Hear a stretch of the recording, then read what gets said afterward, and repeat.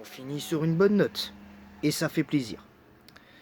Bonjour à tous, j'espère que vous allez bien. Bienvenue dans cette nouvelle vidéo débrief du match entre l'Italie et l'équipe de France. Victoire 3-1 de l'équipe de France pour cette dernière journée de Ligue des Nations. Et au final, c'est une bonne note. Voilà, c'est une bonne note. Voilà, tu finis avec une bonne note. Avant de commencer ce débrief, force aux supporters belges parce qu'on vécu encore une fois une soirée ultra compliquée. Déjà, même pas capable d'aller battre l'Italie. Même si c'est pas facile de jouer contre l'Italie, tu perds contre l'Italie 1-0 lors de la 5e journée. Et là, tu perds contre Israël. Donc, c'est assez dur quand même. Sportivement, c'est assez dur. Donc force quand même aux supporters belges qui vivent un petit peu ce que nous on a vécu pendant quasiment 20 ans. En fait, depuis le dernier titre qu'on avait eu avant 2018, c'est-à-dire la Coupe du Monde, l'Euro 2000, l'Euro 2000 qu'on gagne avec le but en or de Trezeguet. Il y a beaucoup de choses à dire, mais en commençant ce débrief, je vais commencer par parler de l'Italie. On reviendra sur l'équipe de France. Mais l'Italie, ça a été bizarre hier. Je ne suis pas en train de dire que l'Italie a fait un mauvais match hier, parce que c'est pas du tout le cas pour moi. L'équipe d'Italie n'a pas fait un mauvais match hier. Mais comment, tactiquement, ils se sont sabordés? Parce que c'est réel, c'est factuel. Ils se sont sabordés. Honnêtement, ils se sont sabordés. Je n'ai pas compris le match qu'a fait cette équipe italienne.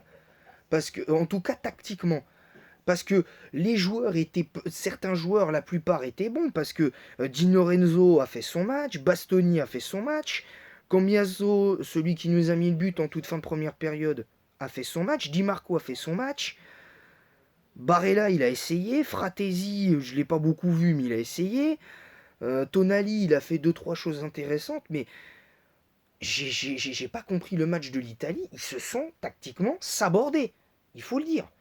Parce que et ceux avec qui j'ai discuté sur Instagram, je leur ai dit, pour la petite histoire, je leur ai dit attention aux Italiens, ne vous sabordez pas, même si je sais que vous n'allez pas vous saborder parce que vous avez 3 points d'avance sur nous, vous êtes à +7. Il suffit, si jamais vous perdez par 2 buts d'écart, ce qui peut arriver, ça va pas vous faire.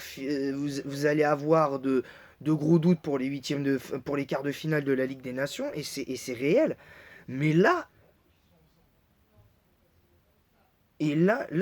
franchement, incroyable ce qui s'est passé, parce que là, c'est comme si tu étais à question pour un champion et que tu as fait un 4 à la suite. Parce que là, ce qu'on demandait, c'était la victoire, la manière et, la première place, plus, une cohérence tactique donc du jeu. Et on a eu les 4 hier. On a eu du jeu, on a eu des bons joueurs sur le terrain, à part quelques-uns comme Colomwani et Nkunku et Gendouzi. Mais sinon, on a eu un match agréable à regarder. Moi, j'ai pris du plaisir. Je ne serai pas pour vous dans l'espace commentaire. Vous me le direz si vous êtes d'accord, pas d'accord. Mais sincèrement, le match d'hier était agréable, personnellement. Moi, j'ai kiffé. Personnellement, j'ai kiffé. J'ai pas boudé mon plaisir hier. On va passer aux notes. Je vais pas perdre mon temps à noter les joueurs italiens parce que très clairement, même si toute l'équipe d'Italie n'a pas été mauvaise, leur match n'est pas pour autant bon à cause du fait que tactiquement, Spalletti n'a pas su trouver la solution nette et sans bavure pour refaire un petit peu ce qu'ils nous ont fait au match aller. Donc voilà. On va commencer les notes. On va bientôt finir le débrief. Les notes de ce match, on va les commencer directement par Mike Maignan. Et pour moi, je suis désolé, mais Mike Maignan, ça a été moyen hier. Parce que, ok, il nous fait une belle parade en toute fin de match pour préserver nos chances d'être premiers. Je suis entièrement d'accord avec ça, et ça fait du bien. Mais pour moi, Mike Maignan a fait un match moyen hier. Alors, dans les relances, il a été bon. Il a fait des bonnes relances et tout. Mais pour moi, je lui enlève 2 points. De base, ça aurait été 7 sur 10, mais je lui enlève 2 points. De par l'action qui amène le but de Cambiasso. Parce que le centre de Di Marco sur le but, Guendouzi et Koundé sont responsables parce qu'ils vont pas au contact du joueur. Mais Maignan, enfin excusez-moi, mais Maignan, au lieu de reculer, il aurait dû aller vers la balle. Il aurait dû plonger. Et c'est pour ça que moi j'ai dit à certaines personnes, et j'avais fait plus ou moins ma compo probable sur Instagram à certains supporters de l'équipe de France hier, moi j'avais dit j'aurais mis Lucas Chevalier. Alors est-ce qu'on aurait quand même pris un but avec Lucas Chevalier? Certainement. Mais sur cette action-là, on n'aurait pas pris le but. Avec Lucas Chevalier, pour moi, on n'aurait pas pris le but. Je ne suis pas en train de dire que Lucas Chevalier est plus fort que Maignan, mais si Maignan continue à faire ce genre d'erreur-là en équipe de France et à l'AC Milan, et que Lucas Chevalier est aussi bon que le match de malade mental qu'il a sorti face à la Juve, mais je vous garantis que ça va être l'enfer sans nom pour Maignan. Ça risque d'être un enfer. Maignan, attention à ton siège. Parce que pour moi, t'es sur la sellette, mon bonhomme. T'es sur la sellette, mon bonhomme. Je t'apprécie en tant que gardien parce que t'es rassurant sur penalty. Mais attention. Lucas Chevalier, il arrive en courant, le gars. Il arrive en courant. Fais attention à toi, Maignan. Donc ressaisis-toi. Côté droit, Jules Koundé, bah moi c'est un peu comme son maillot, son numéro de maillot, je vais lui mettre 5 sur 10. Parce que pour moi, il n'a pas fait un mauvais match, il n'a pas fait un bon match non plus. Il a fait un match moyen parce que le côté droit français, pas terrible. Parce que ni Colomwani, ni Koundé, ni Guendouzi n'ont aidé Koundé sur son côté droit. Donc, on peut le dire, c'est compliqué. Hein, on peut le souligner. Mais là, c'était pas le meilleur Koundé. Autant Koundé face à Israël, il avait été excellent, je l'avais trouvé excellent. Et d'ailleurs, avec Kanté, c'était le seul joueur qui sortait du lot face à Israël, avec Zahir Emery. Mais là, Koundé, un petit peu moins bien. Alors, est-ce que c'est parce que le côté gauche italien, c'était en face de Koundé, c'était Bastoni qui est un très bon joueur à la base, Di Marco et Tonali. Je n'en sais rien, mais en tout cas, Koundé a eu du mal. On va pas se mentir. La charnière centrale, Konaté, Saliba, pour moi, c'est 8 sur 10. Ils ont fait un match solide, c'est un match de patron. Je ne peux pas mettre 9 parce que ces joueurs-là, il y a encore 2-3 choses sur lesquelles il va falloir qu'ils progressent. C'est sur le côté dur sur l'homme, parce que je les trouve pas suffisamment durs sur l'homme quand même. Parce que par moments, ils ont eu du mal à bouger physiquement certains joueurs italiens. Ont commis quelques fautes, notamment. Et je pense notamment à une faute de Saliba dans la surface qui, pour moi, aurait peut-être dû valoir un penalty pour l'équipe italienne. Parce qu'à un moment donné, sur un ralenti, sur une action italienne, on voit que Saliba, Je sais plus si c'est sur un corner, non, je crois que c'est plutôt sur un centre. On voit que il y a un léger tirage de maillot quand même de Saliba. Pour être tout à fait honnête, heureusement que l'arbitre l'a pas vu parce que je pense que sinon ça aurait été un penalty clair et net pour l'Italie. Clairement. Mais voilà, 8 sur 10 pour Saliba, 8 sur 10 pour Konaté. Et c'est là où je vais avoir un problème parce que pour moi, les trois joueurs qui ont été exceptionnels, c'est Rabiot, Koné et Lucas Digne. Donc ces trois joueurs-là, dites-moi dans l'espace commentaire pour vous, c'est qui l'homme du match. Mais moi, j'ai du mal à dégager l'homme du match. Mais de par ses deux buts et sa présence, je dirais Adrien Rabiot. Je dirais Adrien Rabiot quand même parce que voilà, faut bien dégager un homme du match. Mais voilà. Digne, 9 sur 10. Il a été exceptionnel à l'origine des trois buts, impliqué sur les trois buts. Mais vraiment, vraiment bien impliqué sur les trois buts. Ensuite, dont je ne comprends pas pourquoi le but que Digne met, pourquoi on lui a pas attribué, parce que pour moi, certes la frappe touche la barre, mais la frappe elle est cadrée. Pour moi la frappe elle est cadrée, ça ne fait que rebondir sur le dos du gardien qui touche le ballon du dos et ça rentre dans le but. Mais pour moi, le but aurait dû être attribué à Lucas Digne. Pour moi, le but aurait dû être attribué à Lucas Digne. Mais bon, voilà, c'est comme ça, c'est fait, c'est fait, c'est fait. Lucas Digne, 9 sur 10. Gendouzi, moi je vais être indulgent avec lui, je lui mets 4 sur 10. J'ai pas trop aimé son match, parce que la deuxième mi-temps de Gendouzi est nettement meilleure, mais c'est pas suffisant. Voilà. Autant la première mi-temps, j'ai trouvé Gendouzi cataclysmique, autant la deuxième mi-temps, je l'ai trouvé nettement meilleur. Il a joué avec ses qualités en deuxième mi-temps, chose que pour moi, il n'a pas fait en première. Koné, Manu Koné.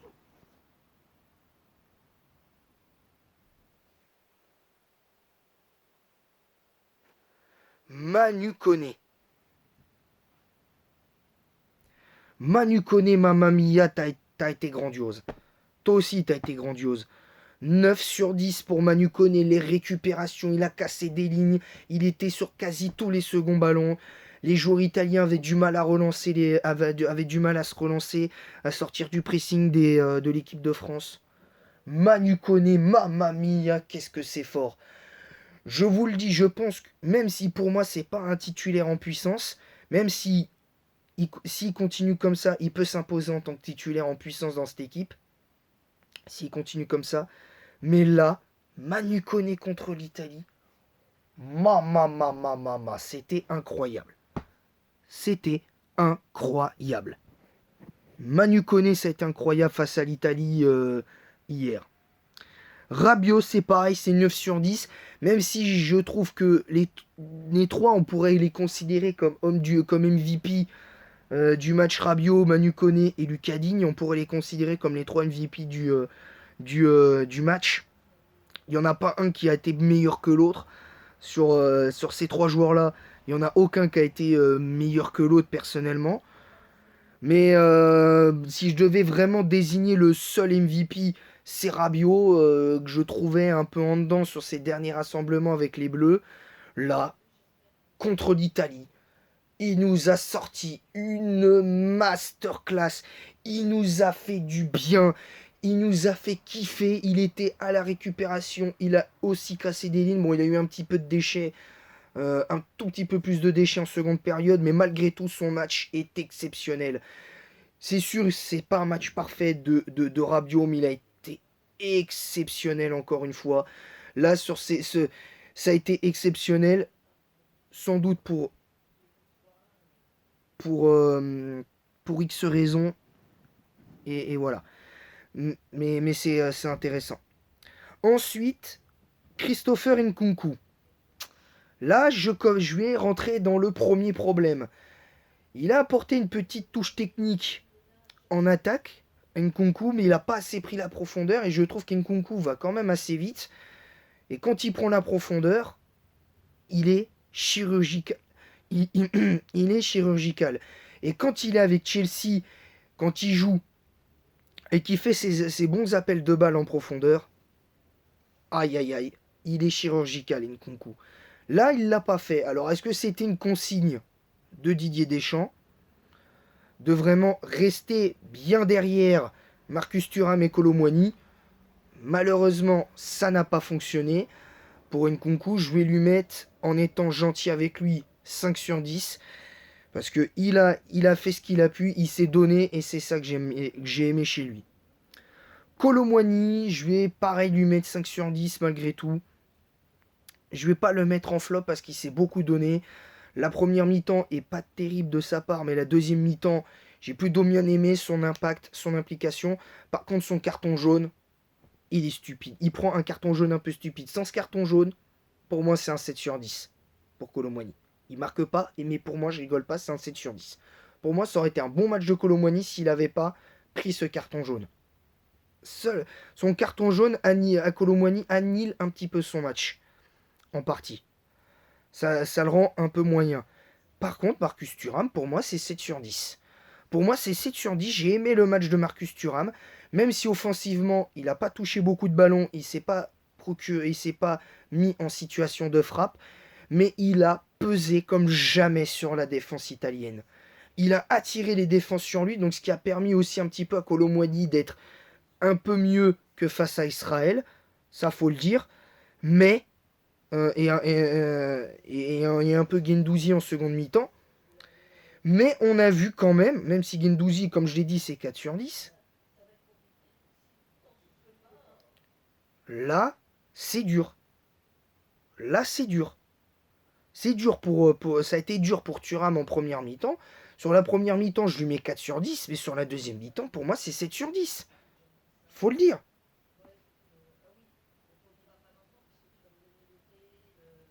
C'est important. Voilà, tout simplement. Maintenant, voilà, moi j'ai dit ce que j'avais à dire sur les joueurs. Force aux Italiens quand même parce que voilà. Et par contre, il y a juste un petit truc aussi qui m'a plus ou moins agacé, voire même scandalisé sur ce match-là, alors que je devrais être dithyrambique dans ce débrief. C'est l'attitude des supporters italiens. Pourquoi on tolère encore aujourd'hui des gens qui quittent le stade avant la fin d'un match? Est-ce que c'est normal de quitter un stade avant la fin du match? Que ton équipe perde ou non, tu n'as pas à quitter le stade. Que ton équipe joue bien ou non, même si elle perd, tu n'as pas, pour moi, ça devrait être interdit de quitter le stade avant la fin d'un match. Pour moi, ça devrait être interdit. Ok, tu payes ta place chère, mais pour moi, tu dois rester du début jusqu'à la fin. Pour moi, alors autant si t'es dans une salle de cinéma, t'aimes pas le film, tu quittes le film avant la fin. T'aimes vraiment pas le film, tu quittes le film, la salle de cinéma avant la fin. Aucun problème. Ça, pour ça, dans une salle de cinéma, j'ai aucun problème avec ça. Par contre,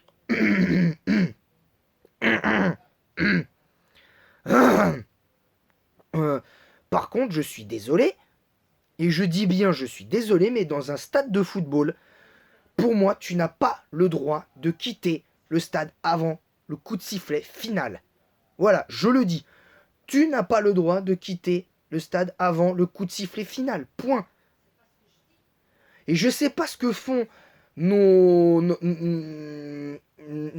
ministre des Sports là-dessus, mais je pense que tous les ministres des Sports devraient faire déposer une loi qui interdit, une loi sportive qui devrait interdire les supporters de football de quitter le stade avant la fin d'un match. Voilà, je le dis. Alors, peut-être que ça va être... Il y en a qui pourraient dire, ouais, mais c'est de la dictature ce que tu dis là, et vous auriez raison.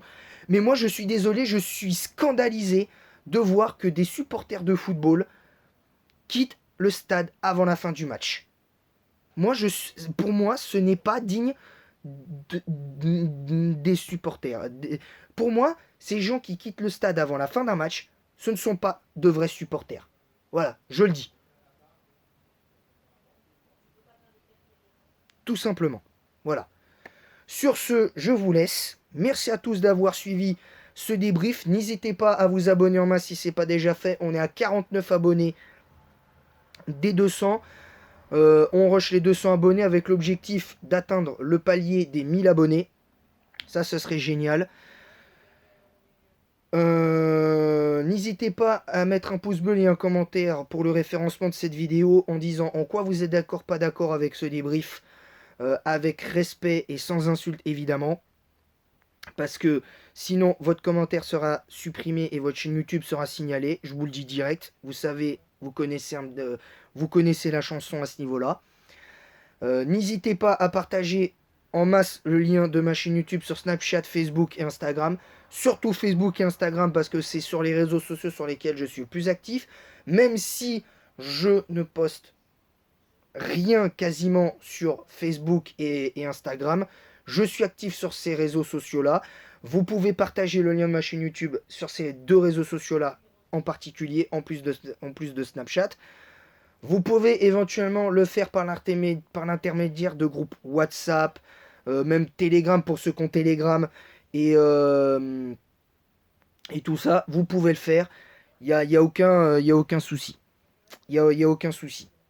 Voilà, sur ce, je vous laisse. Et en attendant la prochaine, je vous dis à bientôt. Que la passion du football vous guide. Et allez les Bleus!